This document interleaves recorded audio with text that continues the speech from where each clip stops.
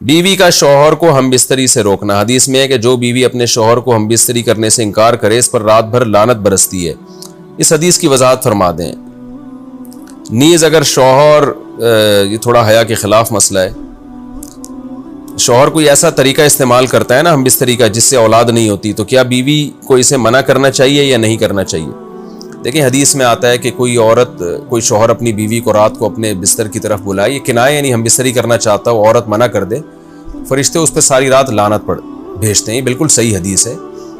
अब हमारे बाज़ स्कॉलर क्या करते हैं, जब उनसे ये बात पूछी जाए तो वो बात को घुमा देते हैं, सीधी सीधी बात नहीं बताते कि भाई ये शरीयत में मर्द का हक़ है कि औरत उसको हम बिस्तरी से नहीं रोक सकती, क्योंकि वीमेन राइट्स के नाम पे आजकल बहुत तहरीकें चल रही हैं। तो वो भी कुछ लिबरल स्कॉलर्स हैं जो हर वक्त जो है ना कोशिश करते हैं कि ख़वातीन हमसे नाराज़ ना हो जाएं। तो भाई आप शरीयत का हुक्म बताएं साफ साफ, चाहे औरत खुश होती है नाराज़ होती है, बाज़ हुकूक मर्दों के हैं बाज़ औरतों के हैं, तो वो बताने पड़ते हैं। तो इसी तरह औरत का भी हक, मर्द का भी हक ही है कि औरत, अगर मर्द उसको हम बिस्तरी के लिए बुलाता है तो औरत इस्लाम में मना नहीं कर सकती, उसके लिए गुनाह है।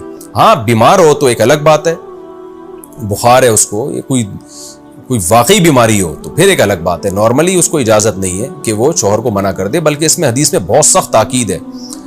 आप सल्लल्लाहु अलैहि वसल्लम की एक हदीस में यहाँ तक फरमाया कि औरत अगर यानी चूल्हे पे हो, रोटी पका रही हो, इस तरह की हदीस का मफहूम है, यानी बहुत बिजी भी हो तो भी उसको अपने काम को छोड़कर शौहर की ख्वाहिश को पूरा करना पड़ेगा।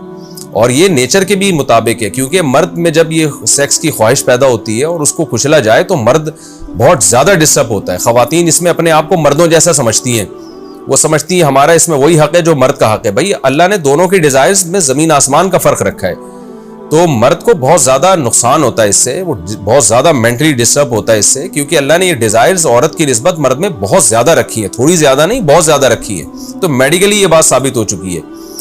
तो दूसरा, एक तो मेंटली बहुत ज़्यादा डिस्टर्ब होता है वो, दूसरी बात यह कि फिर उसके गुनाह की तरफ तवज्जो जाएगी, वो हराम कामों की तरफ जाएगा। तो इसलिए औरत को इस बारे में मर्द का साथ देना चाहिए। यहाँ फौरन बाज़ ख़वातीन ये सवाल पूछती हैं कि अच्छा अगर औरत के दिल में ख्वाहिश हो और मर्द वो ख्वाहिश पूरी ना करे तो क्या मर्द पे भी लानत होती है? तो उसका सीधा सीधा जवाब ये है कि नहीं, मर्द पे लानत नहीं होती।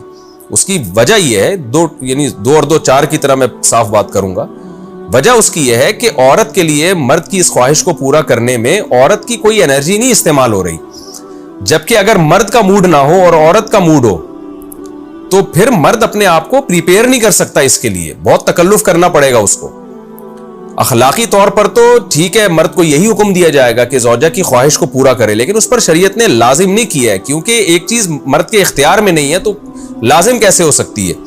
यानी एक आदमी का वो जहनी तौर पर तैयार ही नहीं है उसके लिए, तो मर्द के लिए तो जब तक जहनी तौर पर तैयार ना हो ये अमल कर नहीं सकता, जबकि औरत कर सकती है। तो एनर्जी जो इस्तेमाल होती है ना इसमें बहुत ज्यादा, वो तो मर्द की एनर्जी यूज होती है। तो शरीयत उसको कैसे पाबंद बना सकती है कि उसके जहनी तौर पर वो मेंटली तैयार से यानी एक अमल कर सकता है? तो ये जुल्म होता है उसके ऊपर कि वो मेंटली तैयार नहीं है और उसको शरीयत कहे कि अगर बीवी आपसे मुतालबा कर रही है और आप मुतालबा पूरा नहीं करोगे तो आप पर लानत होगी। तो वो उस लानत से बचने के लिए अपने आप को मेंटली कैसे तैयार करेगा? बाज़ दफ़ा तैयार कर लेता है, बाज़ दफ़ा नहीं हो पाता। इसका तो दिमाग से बहुत गहरा ताल्लुक है। तो इसलिए मर्द के लिए तो शरीयत ने हुक्म यह किया है कि 4 महीने में कम से कम एक दफ़ा उस पर लाजिम है कि वो अपनी ज़ौजा की ख्वाहिश को पूरा करे।